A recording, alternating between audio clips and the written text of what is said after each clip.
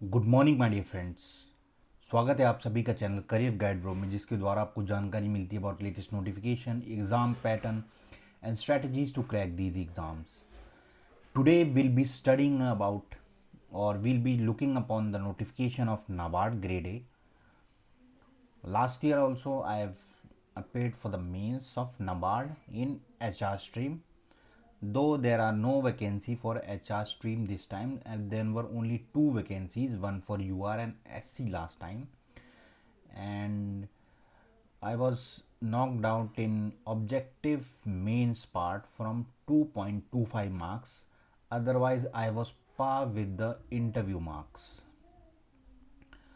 So, let's study what is the exam demand if you are applying from other streams as well as journalist. तो exam जो है वो application आपका 8 November it will be starting, and 30th November is the last date. So almost for 22 days the application will remain open. Phase 1 will be on 20th of December. Phase 2 will be on 25th of January this time. Then psychometric test will be announced later. Let us look upon the number of vacancies. We have for journalist 48 vacancies, CA 4 vacancies, CS 2 vacancies, finance 5 vacancies, computer information 10 vacancies, agriculture 1, plantation 2, fisheries 2, food processing 2, land development 2, civil, electrical, media and economics. So basically total 85 vacancies for RDBS. Then we have for legal and protocol and security. अब देखते हैं इसकी eligibility क्या है notification की.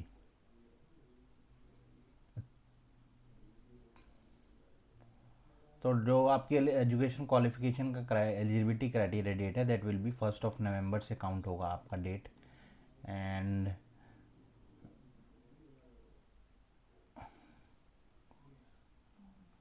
it is 30 years.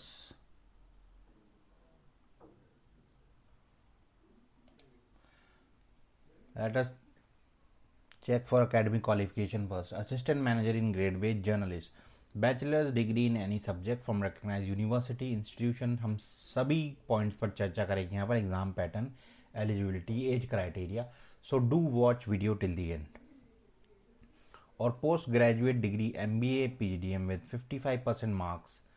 SC/ST जो 50% और others का 60% मार्क्स इज नेसेसरी. और CA CI CA PhD from recognise university holder are eligible for journalist vacancy. CA का you already know. CS finance के लिए आपका BBA BMS finance any recognise university with 60% marks. और even you have 2 years full time PG diploma in management finance या MBA finance है तो आप finance के लिए अप्लाई कर सकते हैं.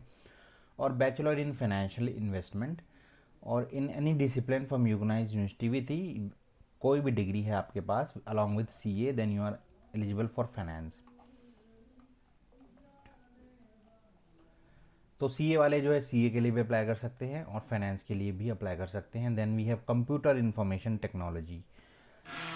बशर्ते you can apply only for one stream here. Computer information में 4 year degree in bachelor degree in computer science electrical और पोस्ट ग्रेजुएट यानी MTech in computer science electrical and electronics. और graduate with 60% marks in agri from recognise university and pass department of electronics and accreditation of computer course. अगर आप किसी भी कोई भी graduate हैं विद 60% मार्क्स और डोइक B लेवल का एग्ज़ाम आपने पास किया है तो you are eligible for applying in IT. Agriculture engineering की बात करूँ तो डिग्री इन एग्रीकल्चर इंजीनियरिंग और पोस्ट ग्रेजुएट प्लांटेशन में स्पेसिफिक जो यहाँ पर सभी की यहाँ पर एलिजिबिलिटी दी गई है. लैंड डेवलपमेंट के लिए भी एग्रीकल्चर और degree in soil. Civil engineering electrical media के लिए मास कॉम होना चाहिए यहाँ पे विद 55% मार्क्स. इकोनॉमिक्स के लिए post graduate degree in applied economics.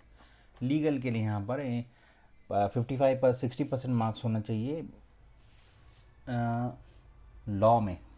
उसके अलावा बात करूँ नेक्स्ट, ये सेट ऑफ स्किल्स यहाँ पर दिए गए हैं. पर्टिकुलर क्या क्या चाहिए. एज जो है आपको यहाँ पर 30 years दिया गया है. अपर age limit is relax for these categories 30 years, यहाँ पर 21 to 30 years, you should be of 21, between 21 and 30 for applying in NABARD.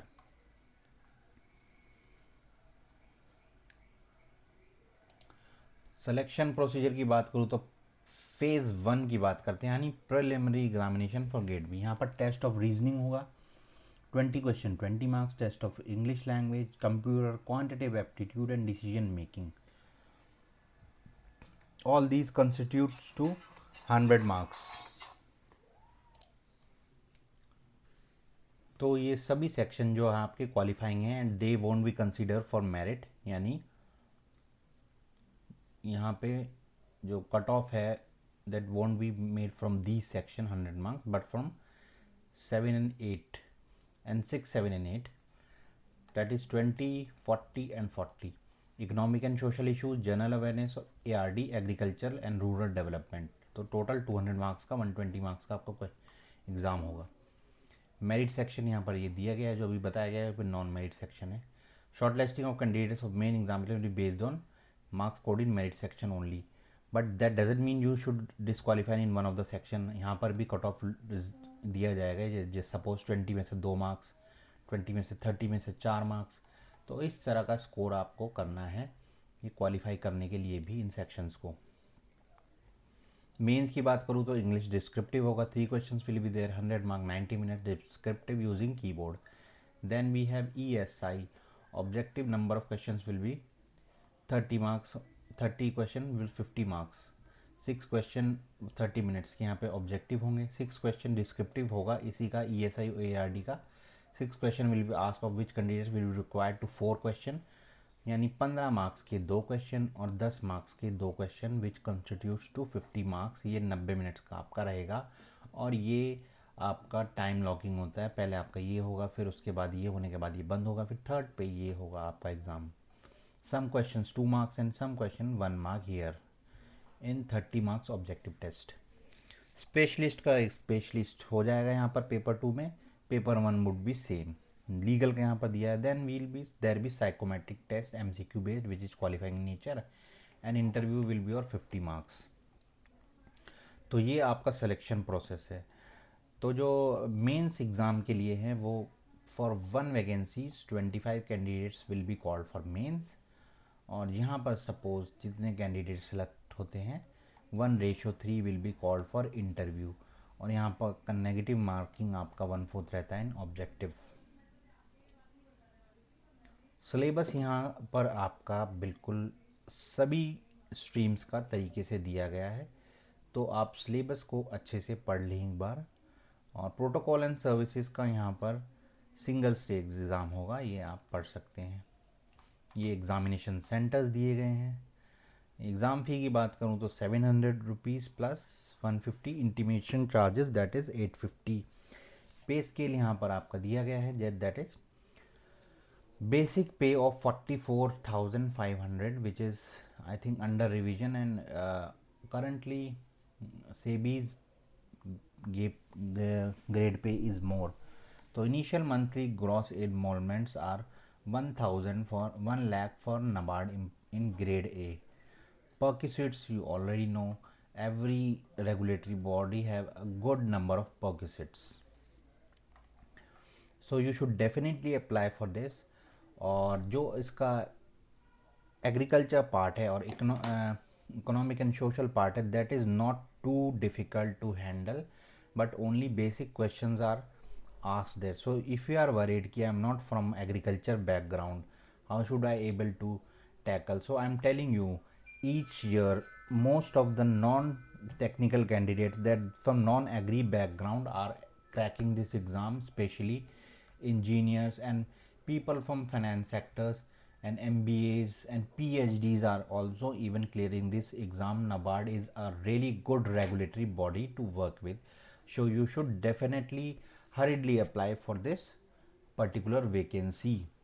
For any doubts you can drop down your comments in the comment box. We'll be happy to hear from you, and do follow Career Guide Bro for more latest updates. तो इसी के साथ जय हिंद, जय भारत।